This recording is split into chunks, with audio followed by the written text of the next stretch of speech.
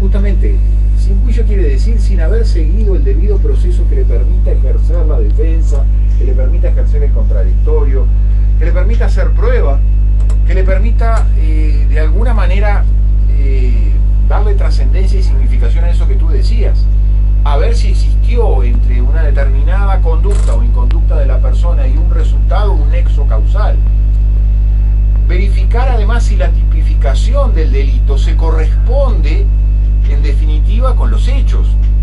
Pero todo eso, para el ejercicio del derecho como una ciencia, para el ejercicio del derecho penal en este caso como una ciencia, para ser justos es necesario que haya un juicio y que se den todas esas instancias de debate, de contradicción, de prueba, de razonamiento jurídico. Cuando se hace un proceso sin juicio, cuando se hace un proceso de esta manera, con un pacto, en realidad se hace un proceso sin derecho y muchas veces un proceso sin justicia.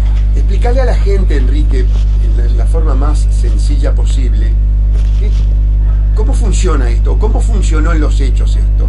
¿Qué participación tuvo el juez? ¿Qué participación tuvo el fiscal? ¿Qué participación tuvo la defensa de oficio? ¿Qué habría pasado, por ejemplo, si esa joven tuviera medios para poner un defensor privado? Correcto. Esto es parte de una cuestión mucho más genérica que quizás podamos referirnos en los próximos minutos, que es el caos actual en el que se encuentra el sistema judicial. Es parte también de la sustitución que tantas veces hemos denunciado del poder judicial, del poder de los jueces, por el poder de una agencia de gobierno llamada Fiscalía General. Estos pactos se cocinan, vamos a usar la palabra para que se entienda bien, ahí está, se cocinan en un ámbito administrativo, que es el ámbito de la Fiscalía. Se habla el juez y la fiscal y la abogada. Escuchame, bueno, no, mirá, yo te le voy a pedir tanto, si no transás. Y sobre todo con una gran sobrecarga de trabajo del lado de la Fiscalía y del lado de la Defensoría. Mucho más de la Defensoría. Mucho más de la Está desmantelada la Defensoría. Desmantelada, enfrentando una Fiscalía que si bien también tiene serios problemas, tiene más personal. Sí. La necesidad de resolver 10 o 12 situaciones, algunas de ellas quizás con mayor complejidad que esta. Yo también le atribuyo a esta nueva forma de hacer justicia, algunos le llaman justicia consensuada, yo creo que no es hacer justicia, pero bueno, esta nueva forma de administración de los conflictos judiciales, la llamo también una justicia que está al grito de la tribuna, ¿no? Una justicia al golpe de balde, al grito de la tribuna, a la presión de los informativos. El otro día yo puse los 3 informativos de los canales privados le destinaron al mismo tiempo 15 y 20 minutos a esta noticia, con un exceso a mi juicio de morbo, quizás importado, pero a esta altura naturalizado acá en el Uruguay, del morbo por las noticias que hacen a la página roja, ¿no? Es una situación delicada, es una situación comprometida, es una situación donde también, eso sí, se hace mucho morbo con el aspecto digamos propiamente del delito, pero no se buscan tampoco las causas etiológicas del delito, ¿no? ¿Por qué una mujer, yo no sé dónde están las instituciones de defensa de los derechos de la mujer a la hora de presenciar estos hechos? Porque sabemos que no son hechos aislados, sabemos que lamentablemente en tiempos de crisis la prostitución aumenta. Claro, una madre soltera sin trabajo, con padres abandónicos que se han hecho cargo de las criaturas, no tiene muchos medios a su alcance para darle de comer a sus hijos, y asume riesgos como el que asumió. Pero volviendo un poco a la pregunta tuya anterior, esto se cocina rápidamente, en pocas horas, en un ámbito administrativo, con la persona privada de la libertad, con muy pocas opciones, con un interés, que yo no voy a llamarlo haraganería, pero con un interés de trabajar menos también.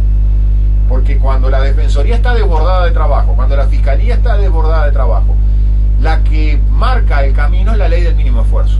Es decir, es la ley de no hacer un juicio, la ley de no hacer la prueba, la ley de no escuchar, de no obtener los informes respectivos, psicológicos incluso y psiquiátricos que habría que haber obtenido en la situación. Entonces, en ese apuro por resolver rápidamente el caso que golpean los canales de televisión, se llegan a estas soluciones, que uno puede cuestionar desde el punto de vista de la ciencia del derecho severamente, porque puede decir, bueno, la atribución de un delito de omisión de los deberes inherentes a la patria potestad supone, entre otras cosas, una continuidad de hechos que marquen una inconducta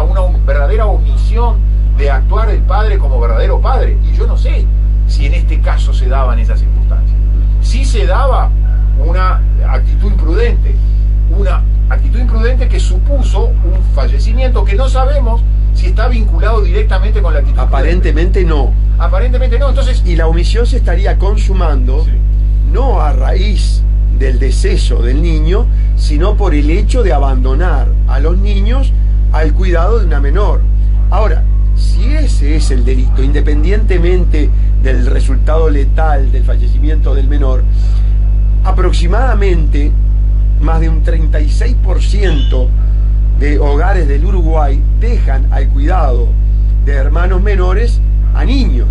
Es decir, tendríamos cerca de un 36% de padres consumando el delito de omisión a los deberes inherentes a la patria potestad.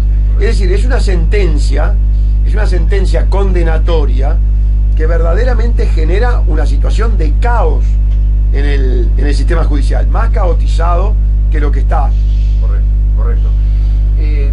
Yo creo, como te decía Gustavo, que esto es parte de algo que nadie quiere enfrentar, ¿no?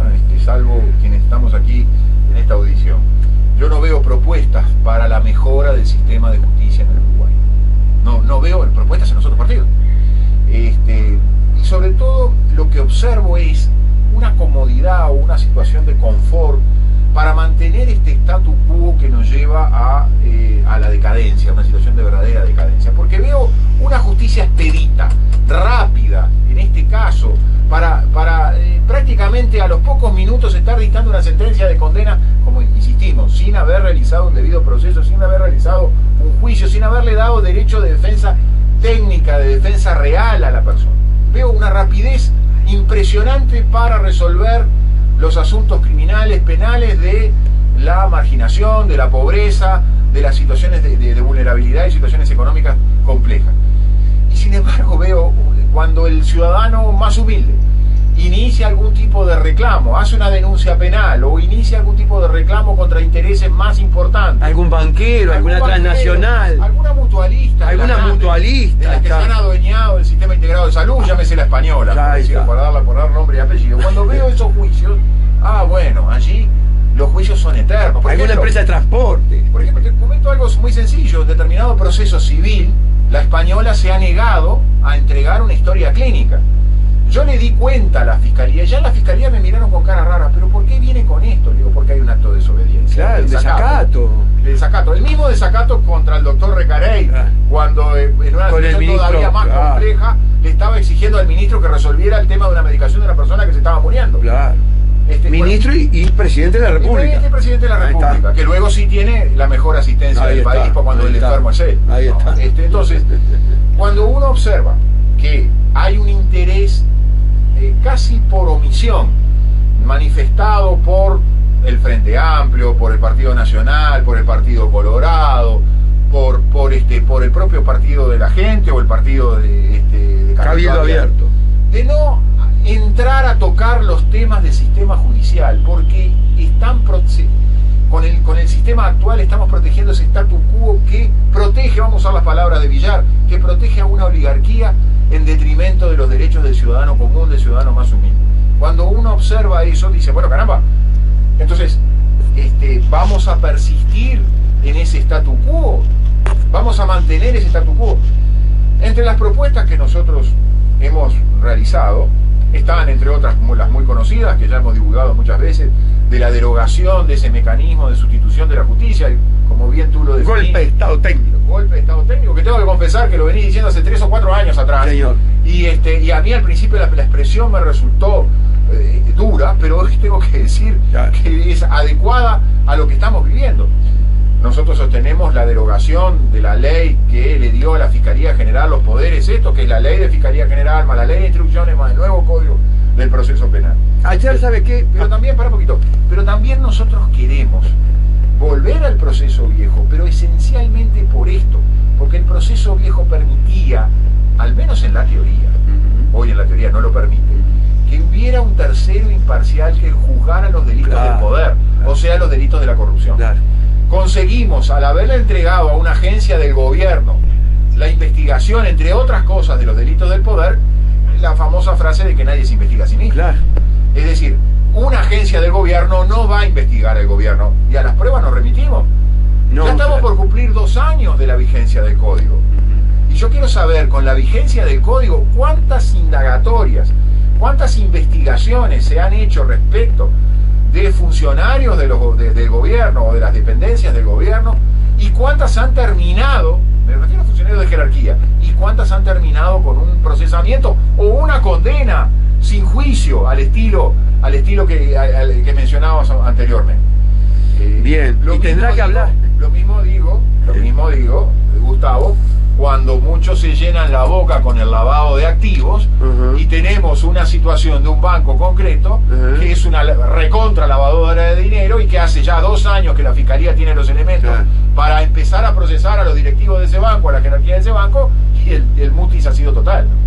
Y tenemos al Turco también, el amigo del Turco, defendido por Gonzalo Fernández. Bueno, pero esa es la red de contención, porque cuando falla todo esto, es decir, cuando falla la omisión de investigar a los poderosos, cuando falla la omisión de investigar a los jerarcas de gobierno, todavía los poderosos, los ricos, los lavadores, los funcionarios de jerarquía de los bancos, los directivos de los bancos, los turcos, tienen otra tabla de salvación. ¿Cuál es la otra tabla de salvación? El pacto. Usted sabe que, vos sabés, Enrique, que me quedé con del debate. Preparando el debate y revisando todas mis múltiples denuncias, encontré en archivos cosas verdaderamente irritantes. Encontré declaraciones de Rux, cuando la Dinama, denunciando las presiones que sufría, y encontré denuncias del sindicato de la Dinama dando cuenta de cómo, cuando los técnicos opinaban contra las transnacionales, venían funcionarios paracaidistas, hacían informes concretos que beneficiaban a esas transnacionales y se iban. Es decir, encontré la confesión de la corrupción. Y yo ya digo, Rux hablaba, para que tú te hagas una idea, allá en el año 2011, 2010, en el año 2010, él ya hablaba que se estaban negociando todo lo que hacía a 2 inversiones. ¿Cuáles eran en aquel momento las inversiones? Montes del Plata, que luego termina con el contrato de inversión en enero del 2011, y Aratirí. Es decir, un funcionario público que tiene que aplicar un derecho público, porque pucha que el derecho ambiental es un derecho público, si la protección del ambiente es de interés general, nos está diciendo que estamos ante un derecho público, estaba negociando como es el derecho público. Lamentablemente, y eso yo lo comprobé en carne propia, llevar a la justicia estos asuntos tuvo como respuesta una jurisprudencia antiambiental. Tuvimos como respuesta la actitud típica de la Suprema Corte de Justicia de cerrarnos todas las puertas, ¿no? Lo hemos comprobado recientemente cuando intentamos nada menos, diría yo, que conocer cuáles han sido las razones por las cuales Uruguay está siendo demandado por Aratirí por una cifra sideral ante un organismo internacional. Tema que además, vuelvo a insistir, ni los blancos, ni los colorados, ni Manini, ni el amigo Novik se acuerdan. Porque el próximo que asuma el gobierno muy eventualmente tenga que hacerse cargo del pago de ese monto de dinero. Pero los superambientalistas del PERI y de Unidad Popular tampoco se acuerdan de eso. Los ambientalistas tienen un grave problema, Gustavo. Yo sé que esto que voy a decir obviamente no era para poderlo hoy comentar en un debate como el que tuviste tú presente, pero los ambientalistas tienen un problema. Tienen que sacarse la camiseta del Frente Amplio. No todos. No, pero un alto hay número. Mucho, ¿no? Hay un alto número. Hay mucho Frente Amplio. Tienen que sacar la camiseta del Frente Amplio, muchachos.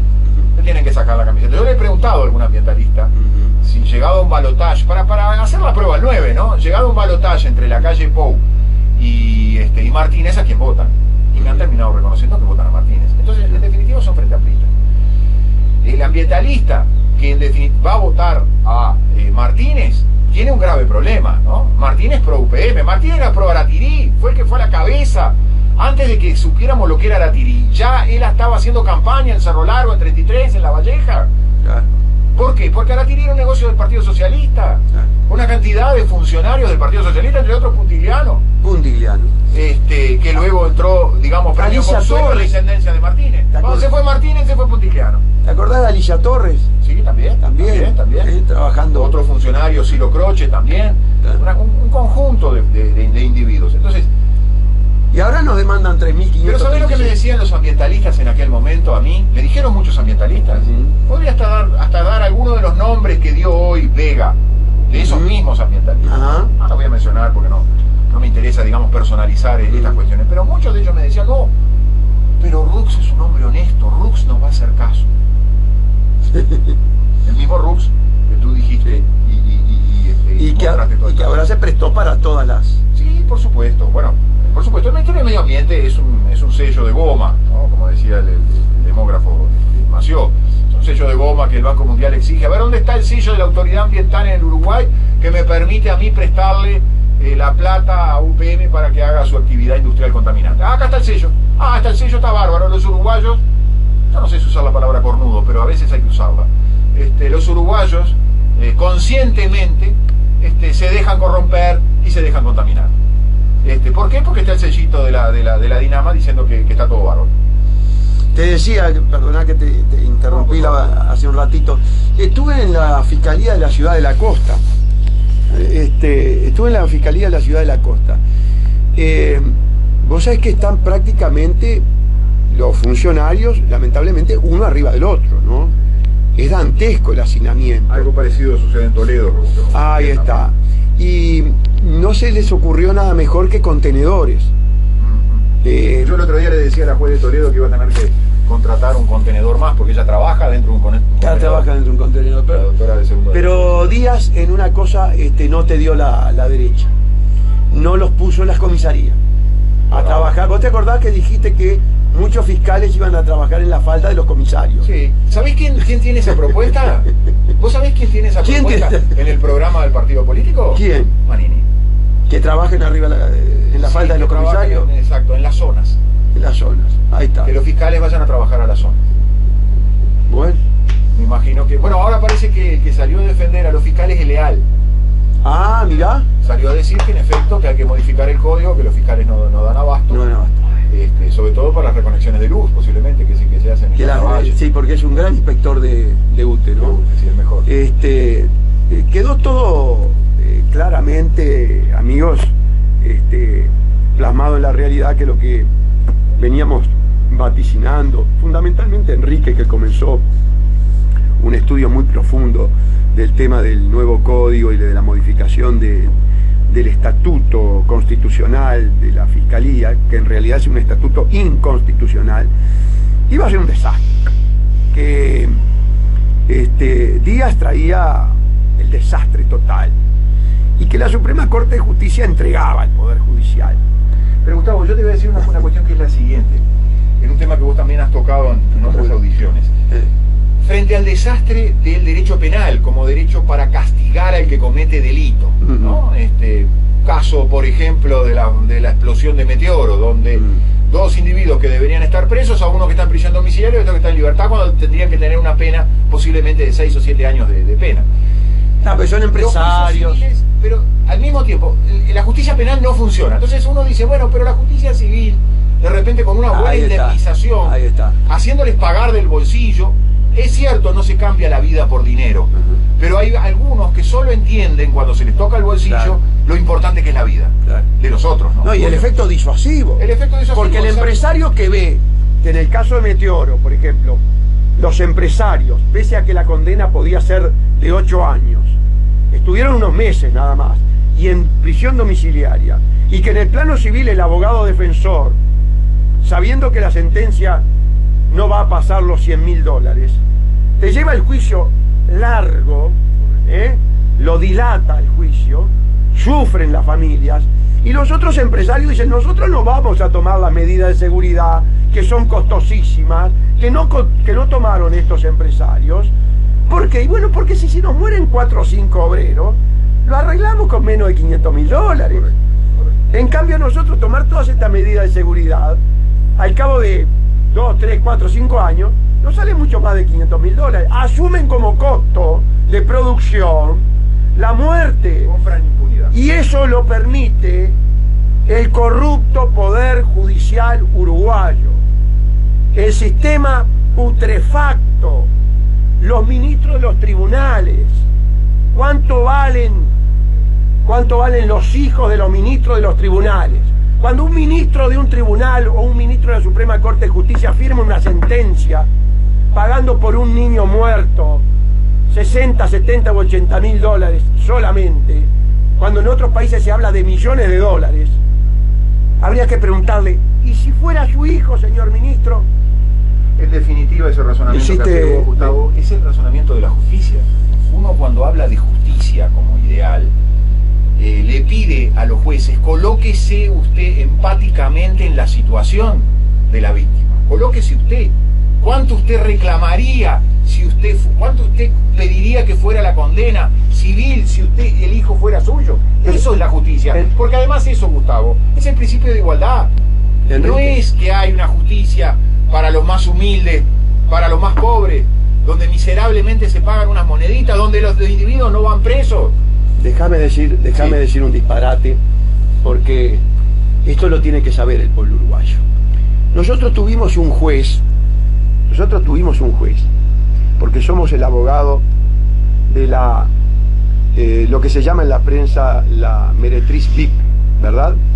Que está ejecutando un vale de 700 mil dólares que con total conciencia, de acuerdo inclusive a la escribana que certificó la firma, le pagó un empresario por tener un sexo muy especial, un sexo abusivo. Y tuvimos un juez de primera instancia que tuvo el tupé de justipreciar el cuerpo de la meretriz. Yo estuve a esto de ponerle en la apelación en cuanto justipreciaba el juez su trasero. ¿Se dan cuenta? Porque el atrevimiento que tuvo el juez de ponerle precio a la sexualidad de la meretriz, perfectamente bien yo le podría preguntar a él, ya que tuvo el atrevimiento de justipreciar el cuerpo de mi patrocinante, ¿cuánto vale el trasero de él? ¿Por cuánto entregaba el trasero él? Pero Enrique me frenó. Sí, ese juez ya no es más juez. Es ministro del tribunal. Es ministro del tribunal. Al poco tiempo de haber dictado esa sentencia. Exactamente. Pero llegamos, inclusive dictó una medida para mejor proveer en beneficio exclusivo, no pedida por la parte del empresario. Aquí lo que el ciudadano común tiene que entender es lo siguiente. En el Uruguay actual, cuando un ciudadano común inicia un juicio contra un poderoso, tiene perdido el juicio de antemano. Y nosotros muchas veces se lo decimos a nuestros clientes. Sí, señor. Se lo tenemos que decir con la amargura que nos causa, porque realmente no fuimos a la Facultad de Derecho para venir a decirle a la gente esas, pero en el Uruguay de hoy no hay justicia. En el Uruguay de hoy lo que hay es una cleptocorporatocracia, como decís tú, que domina las decisiones judiciales y que a través de algunas modificaciones legislativas aprobadas por unanimidad obtuvo ese statu quo que nos lleva a la decadencia y a la desaparición del valor justicia en el territorio nacional. Bueno, amigos, lo de disparate no era por la sustancia, no era referido a ese aspecto, sino por la forma. Evidentemente, en un escrito judicial ese tipo de manifestaciones da lugar inclusive a sanción por parte de la Suprema Corte de Justicia al abogado. Pero verdaderamente hay situaciones arbitrarias, injustas y sospechosas que nos sacan de quicio. Le damos un abrazo y nos reencontramos el próximo jueves.